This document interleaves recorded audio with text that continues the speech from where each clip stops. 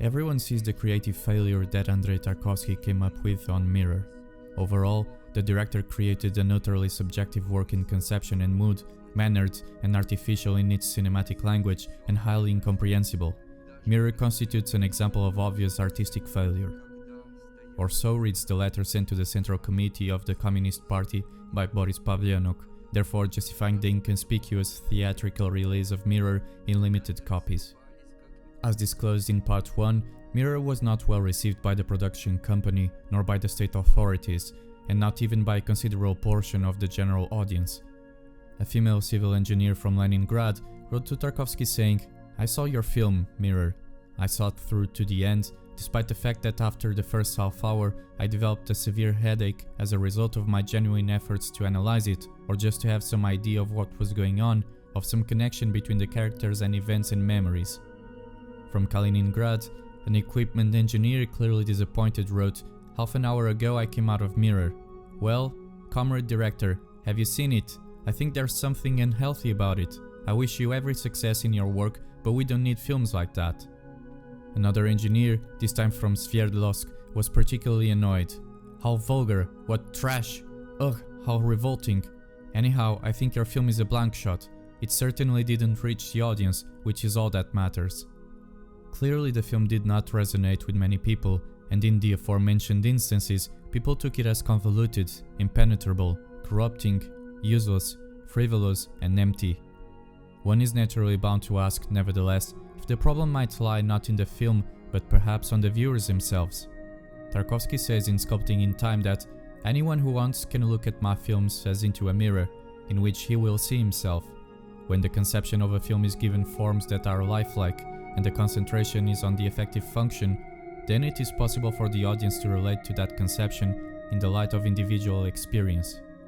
In its grounding as a work of reflection, could it be that what viewers take Mirror to be might in fact be the highlighted aspects that come forth from themselves as seen from the perspective of film itself as a subject?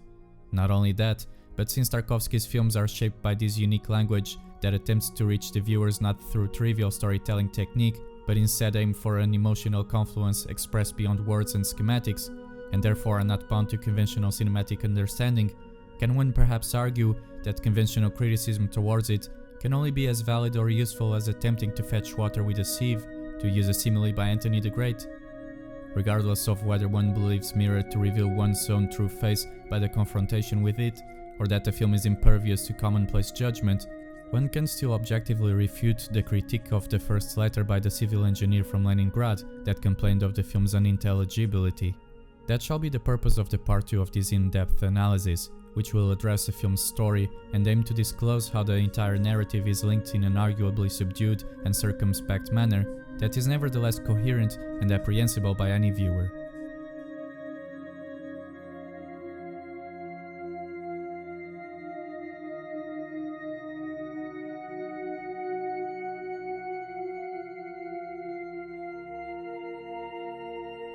Mirror is not a typical film for sure, not one to be watched half-heartedly or with expectations of being casually entertained, that much one shall assert. Even by Tarkovsky's standards, Mirror is a film that defies the usual dramaturgy and refrains from adopting the customary methods of storytelling. It does not follow a chronological sequence, first of all, effortlessly jumping between past, present and future without any clear indication of the time frame. It does not provide a proper setup where it would expose the main characters and their personalities or motivations, although by the end of the film one senses that it has come to know the individuals on a personal level. In fact, there's not a main character established in the typical manner, and on top of that, some of the actors play more than one role. Despite there being a conflict, this is never clearly and distinctly established, but merely indirectly expressed. There is no character arc per se, at least not one that is established in the typical manner of linear development, but solely one which might be perceived by the characters' personalities in differing periods.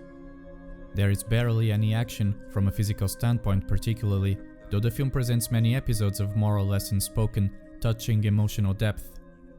There's also no climax, not in terms of storytelling one would say, but a viewer nonetheless experiences more than one instance of fulgurant and ecstatic beauty for which there are hardly fitting words to describe it. Lastly, There's no resolution that would satisfy anyone looking for a traditional happy ending or closure, yet as the curtain falls, one somehow gets the somewhat paradoxical but distinctive sense to have come full circle amidst an infinite, endless cycle. For these reasons alone, Mirror has justly earned the reputation of unfathomability and of mystifying bafflement, one which is curiously shared by both detractors and admirers alike. Does this mean that Mirror has no meaning, or that it has nothing to give out to its viewer? Is the film therefore just a pretentious and incomprehensible dream of a mad artist who got lost in his own fantasy? Most certainly not, and later on it shall be demonstrated that not only the film stands as a very significant and influential cinematic artwork, but also that it is actually much easier to grasp than it is supposed. Arguably, there will be no person more qualified than Tarkovsky to disclose the workings and meaning of his film, and therefore, why not to look into what he has expressed about it in both his writings and interviews. Despite accusations of narcissism and self-centeredness, given the intensely personal subject of the film, Tarkovsky defends himself saying that Mirror was not an attempt to talk about myself. It was about my feelings towards people dear to me, about my relationship with them, my perpetual pity for them and my own inadequacy, my feelings of duty left unfulfilled. The indictment of self-absorption is therefore refuted, since the focal point of the work is placed on feelings, which albeit experienced by one person, are not exclusively dependent on him, but are the intermediary connection between differing parties or subjects. Tarkovsky develops his understanding of the stimulus behind his work that finds its representation within it, saying that, even in Mirror, which is about deep, eternal, abiding human feelings, these feelings were a source of bewilderment and incomprehension for the hero, who could not grasp why he was condemned to suffer perpetually because of them, to suffer because of his own love and affection. Feelings do not exist by themselves, for they require a host which carries them, hence the personal aspect of their presentation, but also a guest which they serve or reach to as another subject or as an exteriorization or reification of one's own self in the case of egocentrism. Typically, accusations of self-absorption tend to focus on praise directed to oneself and on boastfulness, which can be supremely off-putting and downright unbearable if there's no underlying sarcastic or comical purpose. In any case, in Mirror, one will not find exaltation of one's own self, but in fact Tarkovsky goes as far as saying that the hero of Mirror, which is clearly inspired by himself, was a weak, selfish man incapable of loving even those dearest to him for their sake alone, looking for nothing in return. He is only justified by the torment of soul which assails him towards the end of his days, as he realizes that he has no means of repaying the debt he owes to life. This description provides the foundation for the confessional tone attributed to the film while it was at the stage of the shooting script development, something which was picked up by Michael Schweitzer, a film director and member of the Mosfilm board, who commended it for being the first attempt at creating a confessional genre in film. At the time, he even added that ideally all art should be a confession, and that people need both to hear a confession and to confess. More importantly perhaps, he advised Tarkovsky to combine the individual with the universal in this film, so as to make sure the film would succeed at attaining the audience's empathy with its author. Much like the famous self-portraits by Rembrandt, Van Gogh or Picasso, Tarkovsky has managed to portray himself nakedly in Mirror, not necessarily as an artist exclusively, but definitely as a whole human being, hence disclosing his affinity with Fellini's 8.5, but perhaps going a step further, adjoining his frailties and flaws wholly unconcealed in its purest emotional bareness, for thousands, indeed millions of people to see. In a sense, quite rightly so, one may describe Mirror as Tarkovsky's 8.5. Okay, so Mirror is a film about Tarkovsky and his feelings, one may crossly put it. For plentiful people, the film perhaps still remains quite obscure and confusing in its structure and assorted set pieces, and that's perfectly natural. Mirror's enigmatic facade, however, hides a very simple story, and one episode disclosed by Tarkovsky ought to help one see just how straightforward and transparent it really is. Tarkovsky mentions in an interview with Claire Devarieux in 1978 that on one occasion during a public debate held after a screening of Mirror, a cleaning woman which also had watched the film came by after midnight to throw people out while the discussion kept dragging on. Apparently, she was baffled by the fact that people seemed so puzzled by the film and remained arguing about it until such a late hour of the night. She then told everyone that everything is quite simple, someone fell ill and was afraid of dying. He remembered all of a sudden all the pain he had inflicted on others, and he wanted to atone for it, to ask to be pardoned. It seems that despite the puzzlement of the film critics in the room, that woman with limited education had grasped the film entirely, and in Tarkovsky's eyes, she therefore embodied the truth inherent in the Russian people's spirit, for she understood their history and perspective on repentance. Alternatively, Tarkovsky also mentioned in a different interview with Ian Christie in 1991 that we have forgotten how to relate emotionally to art. We treat it like editors, searching in it for that which the artist has supposedly hidden. It is actually much simpler than that, otherwise art would have no meaning. You have to be a child. Incidentally, children understand my pictures very well, and I haven't met a single serious critic who could stand knee-high to those children. So, in the end, one must learn to let go of analytical thinking and logical presuppositions in art, for the most part, and this is nowhere more obvious than in Tarkovsky's Mirror, a film whose reluctance to subject itself to critical analysis and whose manifestation firmly withstands educated film criticism reveal the intrinsic, universally relatable core and intuitive emotional association. In the same conversation with Claire Desvarieux, Tarkovsky shares with her that what matters to me is that the feeling excited by films should be universal. An artistic image is capable of arousing identical feelings in viewers, while the thoughts that come later may be very different. If you start to search for a meaning during the film, you will miss everything that happens. The ideal viewer is someone who watches a film like a traveler watching the country he is passing through, because the effect of an artistic image is an extra mental type of communication. It seems then that Mirror is a film about Andrei Tarkovsky and his feelings towards the people close to him and which shaped his life and character, one which exposes himself by confessing to his inability to cope with how he pushed away those close to him due to his difficulty in relating selflessly with them, ultimately with the aim of obtaining redemption and forgiveness.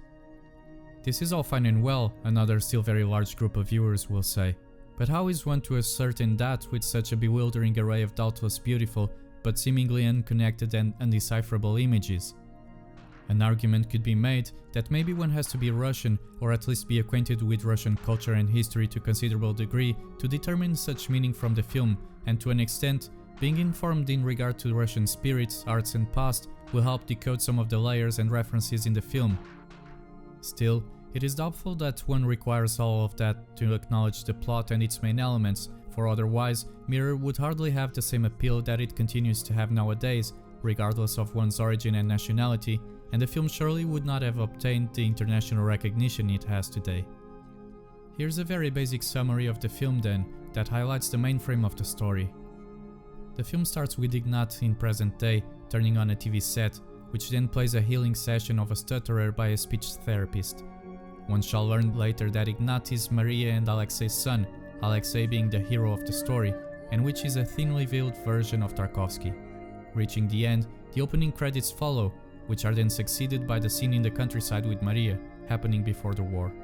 Maria, alternatively called by classic Russian diminutives and derivatives such as Masha or Marusia, and she represents Tarkovsky's own mother, which was also called Maria, the archetype for this depiction. After the meeting with the doctor, Maria returns to her house and her two children are now seen for the first time, Alexei and her sister, portrayals of Andrei Tarkovsky and her sister Marina Tarkovskaya. At this moment, the first of Arseny Tarkovsky's poems comes in, which are read by Arseny himself, and bridges the episode with the moment when one of the dachas is accidentally consumed by flames.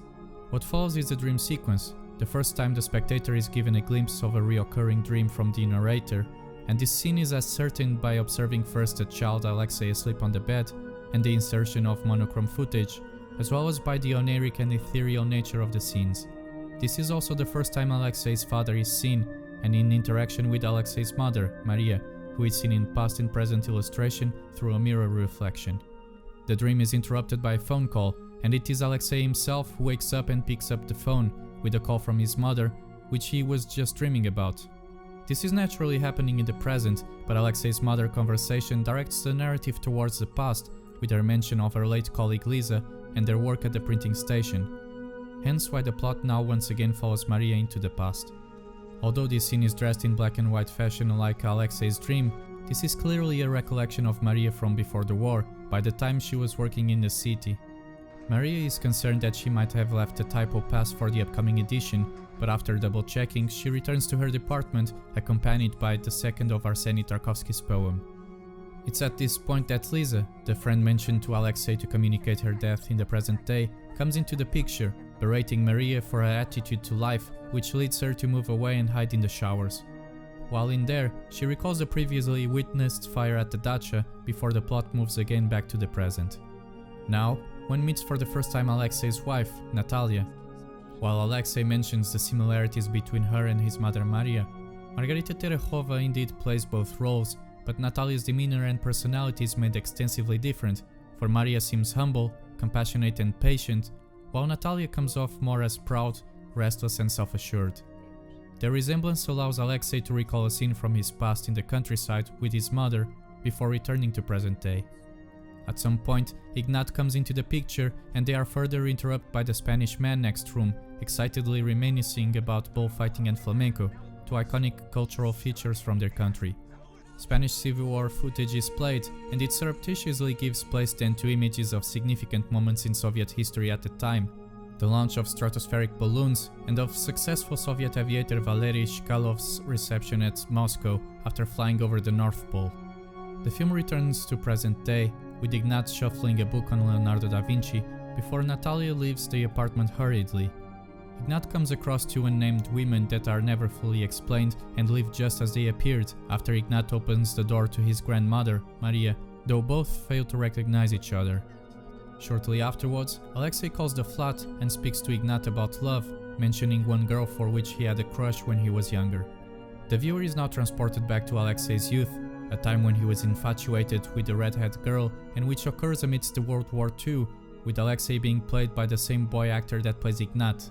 In the time span that encapsulates this episode, several scenes occur, one at the shooting range and with Azafiev at the hill, the boy that throws a dummy grenade in the range, interspersed as well with some footage of the Soviet army building a bridge across the Sivash Canal, mixed with Arseny Tarkovsky's third poem, plus the liberation of Prague in 1945, Hitler's corpse, the dropping of the atomic bomb, among other various footage from the war and of later Maoist China.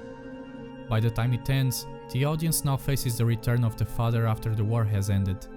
The narrative then moves forward to present time, despite the monochrome footage where Natalia and Alexei continue their bickering and discuss their son's future.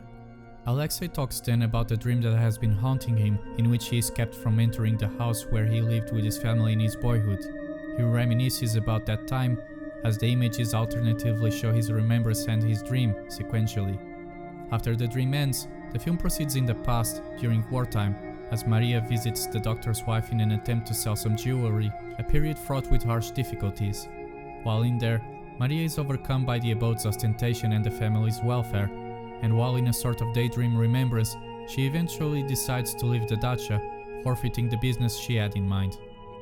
While walking with Ignat by a stream, Arseny Tarkovsky's final poem is heard, conducting to the third and final dream as well, one in which Alexei finally enters his home and he witnesses his old mother, together with his young self and sister. The viewer is then brought back again to present day, with Alexei in what is apparently his deathbed, as some acquaintances sit close by together with the doctor, before finally letting himself go, which brings the film to its end section. In the final sequence, Alexei's mother and father are seen together and discussing their future, and finally Marie in her old current figure appears, leading her children through the grass and bushes close to their home during sunset as the camera recedes into the woods. One is now able to see in this chart the timeline comprising the episodes of Mirror in their chronological order and according to the nature of their reality. Some questions concerning the film's plot may remain, such as the meaning behind the literary references of Chekhov, Pushkin, Dostoevsky and others. How do Arseny's poems connect with and tie the segments of the film? What's the purpose of the episodes with the Spaniards and the opening healer of the stutterer? Why is Maria so concerned with the typo of the printing works? These and other aspects and unspoken visual impressions from the film's images shall be dealt with profoundly on part 3 of Mirror's in-depth analysis. Until then, and in the meantime, feel free to check part 1 if you haven't already, or Nostalgia's tetrapartite examination. As always, thank you for listening and see you next time.